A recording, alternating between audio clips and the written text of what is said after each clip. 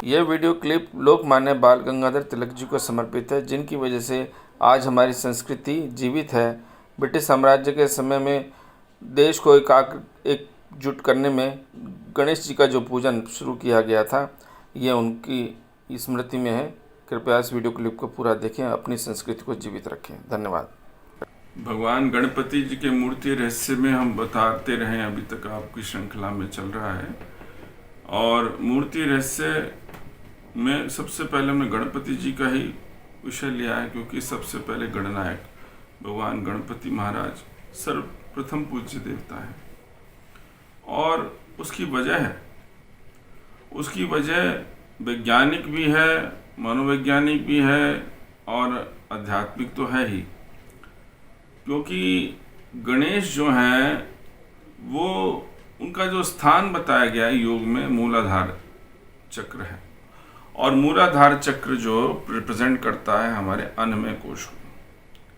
हमारी जो स्थिति है, हमारी जो अवस्था है, वो इसलिए है दृष्टिगोचर कि हम स्थूल शरीर से दिखते हैं, और हमारा जो शरीर जो है उसका निर्माण, उसका जो स्वरूप है वो अन्नमय कोश की वजह से दिखता है हमको।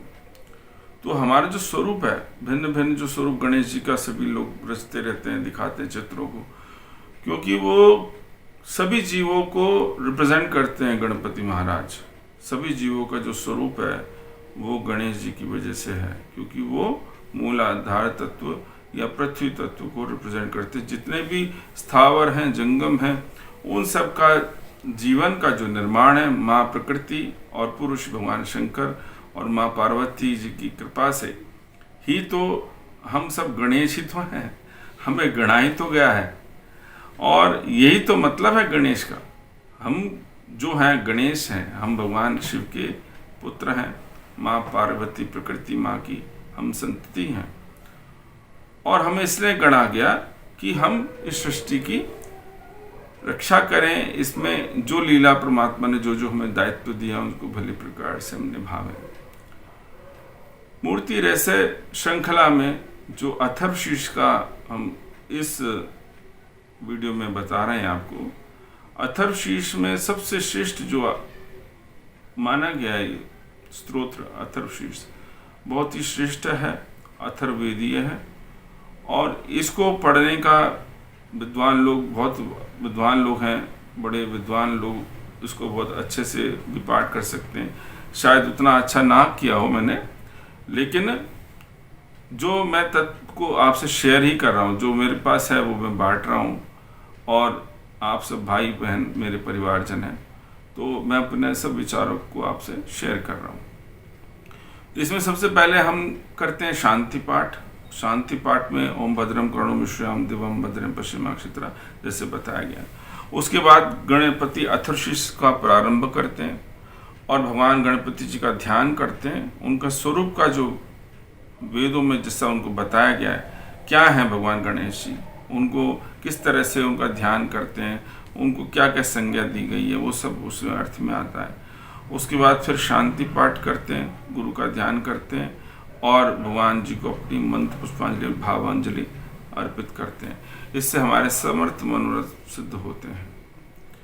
तो भगवान गणपति जी की शांति पाठ जब करते हैं तो उसमें हमें उसका जो अर्थ है, हे गणपति भगवान श्री गणेश, हम सदैव ऐसी वाणी बोलें, ऐसा बोलें जो किसी की बुराई ना हो, जिसमें हमारा जीवन भलाई के कामों में व्यतीत हो। हम सदा भगवान की पूजा में लगे रहें। भगवान यानी अपने इष्ट की प्राप्ति में, भगवान के बताए गए धर्म के अनुसार जिसका जो धर्म है, जो उसको करते हुए कर्म है, उसके परायण होकर हम काम करें। मनसा वाचा कर्मणा, किसी को भी हानि न पहुंचाएं। और हमारा जो शरीर है उसमें उसका जो कार्य करने की क्षमता तभी रह सकती है वो स्वस्थ रहे। तो हमारा शरीर स्वस्थ रहे और जिससे परमात्मा के चरणों में अपना जीवन समर्पित कर सकें। बहुत से लोग बुढ़ापा आकर के सोचते हैं कि भी हम तो अब शरीर खत्म हो जाए, हम तो मर जाए, हम ये। तो हमारी जो संकल्पना है, हम जो सोचते हैं वही होता है। हमें सोचना चाहिए, हमें संकल्प होना चाहिए, हम कम से कम शत शर्द जिए, 100 वर्ष जिए, ताकि भगवान का अधिक से अधिक चिंतन कर सकें और योग का जो मार्ग हमारा अधूरा पूर्व जन्म में रहेगा उसको पूरा कर सकें। तो हम आयु की प्राप्ति की कामना करते हैं प्रार्थना में, और हमारा जो मन है भोग विलासिताओं में ना लगे, हम अपने योग पथ पे चलते रहें।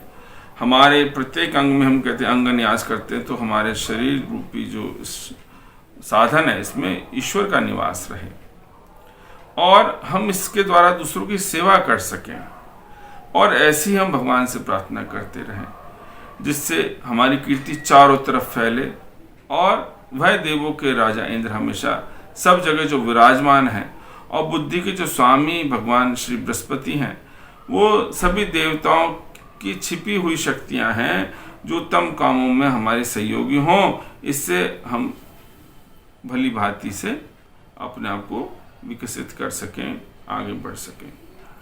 फिर गणपति अथर्वशीर्ष का जो प्रारंभ होता है उसमें गणेश जी को नमस्कार करते हैं। वो साक्षात हैं, कर्ता भी हैं, वो दूसरों को दुखों को हरने वाले भी हैं और सब रूपों में वही दिखाई देते हैं, सब में वही विद्यमान है, आत्म स्वरूप वही है। वो हमारी सब तरफ से रक्षा करें, हमारे बोलने की रक्षा करें, हमारे सुनने की रक्षा करें, हमारे पालने की रक्षा करें, हमारे जो शिष्य हमारी संतति है उसकी भी रक्षा करें, है ना, और चारों दिशाओं से हमारी वह रक्षा करें। शब्द और स्वरूप दोनों ही वह हैं, शब्द भी वही है और स्वरूप भी वही है। तो आप ही भला करने वाले हैं, आप आनंदमय हैं, आप ईश्वर हैं और आप ही सत्यचित आनंद स्वरूप हैं। तो आप दया के सागर भी हैं, आप ज्ञान और विज्ञान के स्वरूप भी आप ही हैं, ज्ञान विज्ञान भी सब आप ही की वजह से है। आप ही सारा संसार उत्पन्न करते हैं और आप में ही वह सब स्थिति है और आप में ही सब कुछ समा जाता है। आप ही पांच तत्व हैं, क्योंकि हेरम्ब कहा गया, उनको परमात्मा को निर्वात कहा गया, अंतरिक्ष कहा गया, अंतरिक्ष से ही सारे तत्वों का निर्माण होता है। तो सभी तत्वों को अग्नि पृथ्वी जल वायु आकाश पंच तत्वों के पंचभूतों के कारक भी आप ही हैं। आप ही चारों सृष्टि में आप ही विराजमान है, ठीक है। आप ही लोभ लालच क्रोध से रहित हो, निद्रा एवं सुषुप्ति की अवस्था में आप हमें मुक्त हो हम उन चीजों से। आप काल से परे हैं, आप मूलाधार चक्र में स्थित रहते हैं, आप सर्वशक्तिमान हैं और ऋषि मुनि आपको ही ध्याते हैं। ब्रह्मा विष्णु रुद्र इंद्र सब आप ही हैं और सूर्य चंद्रमा अग्नि वायु आप ही हैं, आप ही ब्रह्म हैं, ओंकार रूप भी आप ही हैं। आपका जो बीज मंत्र है गं शब्द है, गकार पहला रूप है, अकार मध्यम रूप है, अनुस्वार अंतिम रूप है, बिंदु उत्तर रूप है, आवाज संघान है, संहिता सावेद है। ऐसी यह गणेश विद्या है। इस महामंत्र के ऋषि गणक हैं, निचद्र गया छंद है, गणपति देवता हैं। वह महामंत्र इस प्रकार है, ओम गणपते नमः। एक दंत नाम से हम बोलते हैं, जानते हैं, जैसे ओम एक दंतावधि वक्रतुंडाय धीमे तन्नो दंती प्रचोदयात्, जो एक दंत नाम से हैं जाने जाते हैं, विघ्नों के नाश करने वाले हैं, उनका जिनका हम ध्यान करते हैं, वह गणेश जी हमें ज्ञान प्रदान करें। ज्ञान से सब चीज है, ज्ञान के बाद ही फिर वैराग्य की तरफ आदमी बढ़ता है। एक दांत व चार भुजाओं वाले हैं, पाश और अंकुश उन्होंने धारण कर रखा, आशीर्वाद मुद्रा है उनकी, मूषक चिन्ह की ध्वजा रहती है उनके साथ, हाथी के समान उनका मुख है, शरीर पर चंदन लगाए हैं, तरह तरह के फूलों से सजे हुए हैं, भक्तों के ऊपर दया करते हैं, संत जनों को तारते हैं। षष्ठी की आदि में प्रकृति एवं पुरुष से परे भगवान गणपति की जो नित्य प्रति आराधना करते हैं वह ऋषि सर्वश्रेष्ठ हो जाते हैं। वो नहीं, वो खुद ऋषि बन जाते हैं, वो अनुसंधान करने लग जाते हैं, उनकी बुद्धि का विकास हो जाता है। देवताओं में सर्वप्रथम पूज्य भगवान श्री गणपति जी को नमस्कार है, लंबोदर भगवान श्री गणेश जी को नमस्कार है, विघ्नों का विनाश करने वाले शिव पुत्र को नमस्कार है, दुखों को दूर करने वाले श्री गजानन को बारंबार नमस्कार है। यह अथर्वशीर्ष है जो इसका नित्य स्मरण करता है। जो व्यक्ति इसको रोज पढ़ता है वह ईश्वर को प्राप्त करने का अधिकारी होता है, उसको निश्चित सभी बाधाएं दूर हो जाती हैं। उसके रास्ते में योग की पथ में जो भी रुकावटें हैं वो निश्चित तौर पर दूर हो जाती हैं, इसमें कोई संशय नहीं है। यह सब प्रकार के दुखों को छुटकारा दिलाने वाला है, सुख और वैभव देने वाला है और 5 प्रकार के महापापों से मुक्ति दिलाता है। यानी अथर्वशीष जो मुक्तिदायक है, पापों का नाशक है और सभी प्रकार के दुख हो, चाहे दैहिक हो, दैविक हो, भौतिक हो, किसी प्रकार का भी दुख हो, उसका नाश करने में अथर्वशीष का पाठ जो है सर्वोत्तम है। इसको सायंकाल में स्मरण करने से दिन के पापों का नाश होता है, सुबह स्मरण करने से रात्रि के पापों का नाश होता है, दोनों समय स्मरण करने से व्यक्ति निष्पापी हो जाता है और सब जगह स्मरण करने से निर्विघ्न होता है, वह मोक्ष का अधिकारी होता है। यह अथर्वशीष उसी को देना चाहिए, पढ़ना चाहिए जो योग्य हो, यानी जिसकी जिज्ञासा हो। यदि कोई इसे लालच वश देता है वह पापी होता है। नहीं किसी को ऐसे ही दे दे, को गुरु अपने शिष्य को भी भाव से कि भाई चलो उसका भला हो जाए, ऊंचा भाव रखे भी ना तो उसको नुकसान हो जाता है इस चीज का। और इस लालच से भी कोई दे भी मेरे को कुछ प्राप्त हो जाएगा तो भी उसका अनिष्ट हो जाएगा।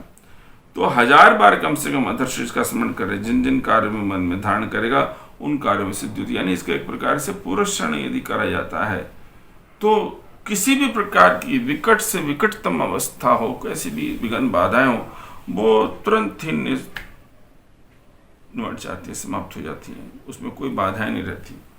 तो अथर्वशीष मंत्र द्वारा जो गणपति जी का स्नान करवाता है उसकी वाक सिद्धि हो जाती है, उसको वाणी सिद्ध हो जाती है। जो बिना भोजन के चतुर्थी को उसका जाप करता है, जो उसका जाप करता है वह विद्यमान तो होता ही होता है। साथ ही साथ अथर्वशीष मंत्र जो ब्रह्मा आदि देवताओं को वर्ण करता है, जो देवताओं को वर्ण करता है, उसके जाप को मनुष्य विद्या से वंचित नहीं रहता, कभी भी उसको विद्या से मुख नहीं रह सकता। वो चाहे थोड़ा पढ़ा हो लेकिन ज्ञान उसको अपार ज्ञान की प्राप्ति हो जाती है। जो दुर्भांकुर को मंत्र के साथ जाप करता है वो कुबेर के समान धनवान होता है, क्योंकि दुर्भांकुर भगवान गणपति जी को बहुत पसंद है। जो धान की खीलों से इसका जाप करता है वह यशस्वी बुद्धिमान होता है और जो लड्डुओं से जाप करता है वो मनोकामनाओं को प्राप्त करते हैं। कल्याण का मोदक को कल्याण का प्रतीक माना गया। एक एक बीज, एक एक छोटी छोटी सी बूंदियों से मिलकर के जो लड्डू बनता है वो आनंद, संगठन और आनंद का प्रतीक है। तो उसको बांटने से क्या होता है, व्यक्ति की सभी मनोकामना पूर्ण होती हैं और मनोवांछित लाभ उसको होता है। और जो अग्नि द्वारा यज्ञ करता है, जाप करता है, उसे सब कुछ प्राप्त, जो चाहता है वह प्राप्त होता है। 8 ब्राह्मणों से इस मंत्र का जाप करने से मनुष्य सूर्य के समान तेजस्वी होता है। सूर्य ग्रहण के समय इसका करने का विशेष महत्व है। नदियों के सामने, मूर्ति के सामने मंत्र का जाप करना और इस मंत्र को सिद्ध करना महाविघ्नों को, महादोषों को, महापापों से मुक्ति होती है। सर्वदा सुखदायक है ये अथर्वशीष, यह वेद और उपनिषदों में ऐसा बताया गया है। तो इस प्रकार करके शांति पाठ करते हैं भगवान का। ओम सहनोवतु सानो भुनक्तु सा वीरम करवावहै तेजस्विनावधीतमस्तु मा विद्विषावहै। हे भगवान गणपति, हमारा अध्ययन किया हुआ ज्ञान हम दोनों की रक्षा करें। इन शिष्य और गुरु की परंपरा को बताता है ये मंत्र। हम वह ज्ञान हम दोनों को भोजन दे, यानी शिष्य और गुरु, उस ज्ञान से हम दोनों मिलकर पराक्रम करें। वह ज्ञान तेजस्वी रहे, इस ज्ञान से हम आपस में ना झगड़ें।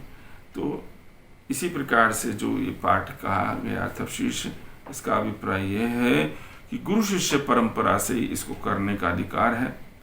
आपको किसी गुरु ने दीक्षा दी है, कोई योग्य व्यक्ति जो विद्वान है, उनसे ही इसको आप ग्रहण करें और जैसे वैसे उनका मार्गदर्शन उसके हिसाब से चलें, तो निश्चित तौर पर आपकी सभी कामनाएं पूर्ण होंगी। मैं फिर से बता रहा हूँ, अथर्वशीष सर्वश्रेष्ठ स्तोत्र है, सर्वोत्तम स्तोत्र है।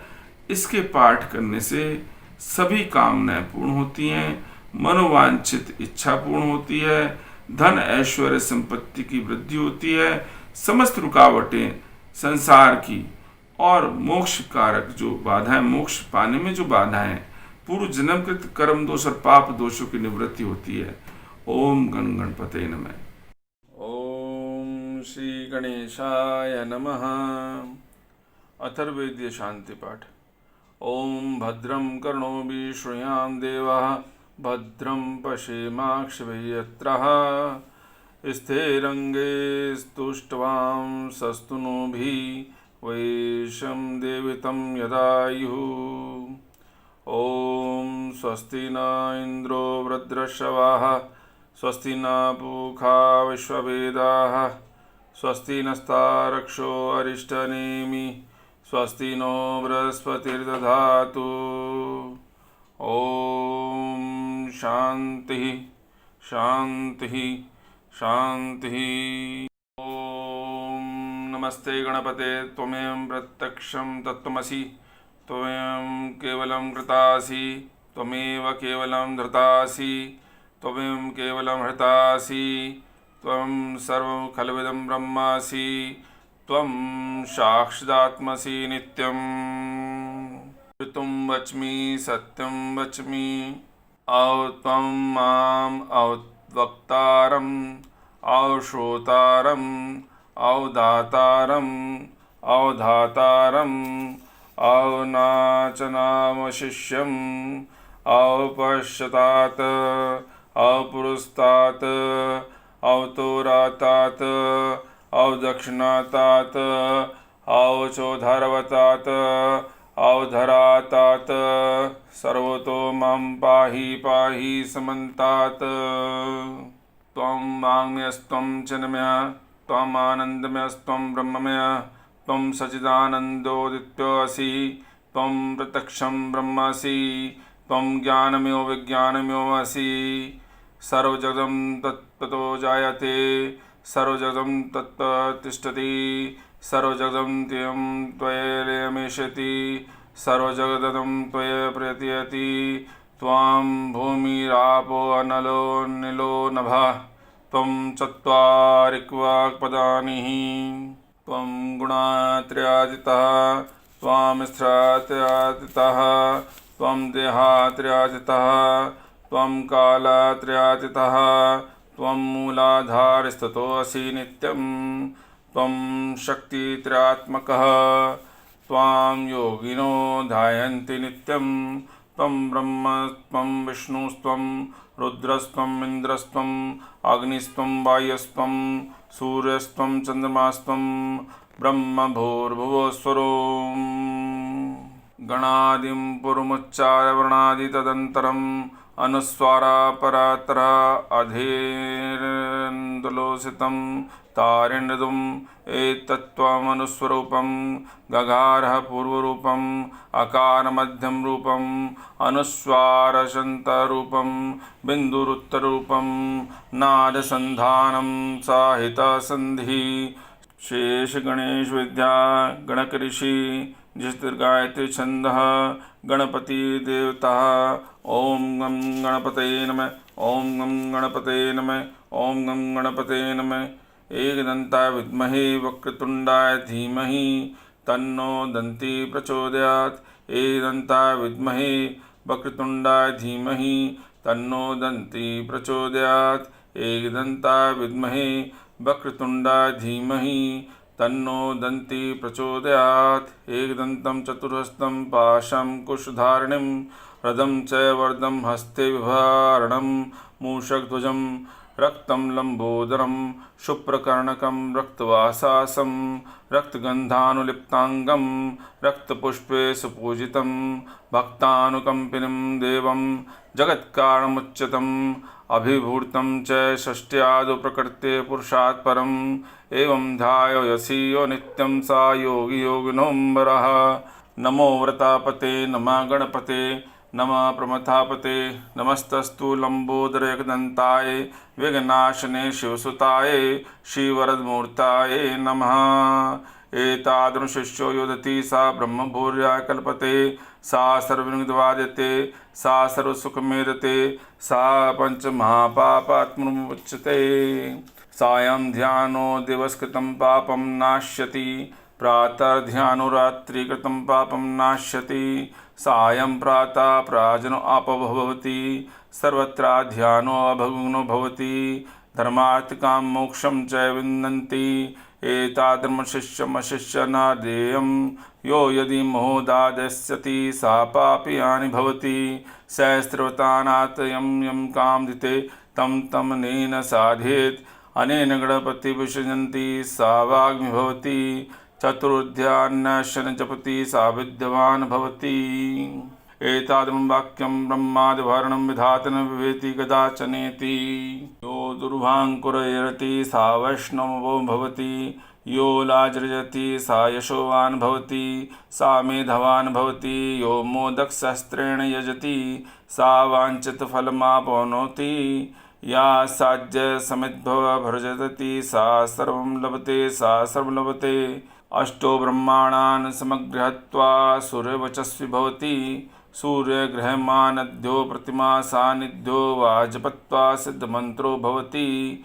महाविघ्नात् प्रमुच्यते, महादोषात् प्रमुच्यते, महापापात् प्रमुच्यते, सा सर्वविभवति सा सर्ववती या एवं वेदत्युपनिषद। शांति पाठ। ओम सानो भवतु सानो भुनक्तु सा वीर्यां कर्वावहे तेजस्विनावधीतमस्तु मा विद्विषावहे।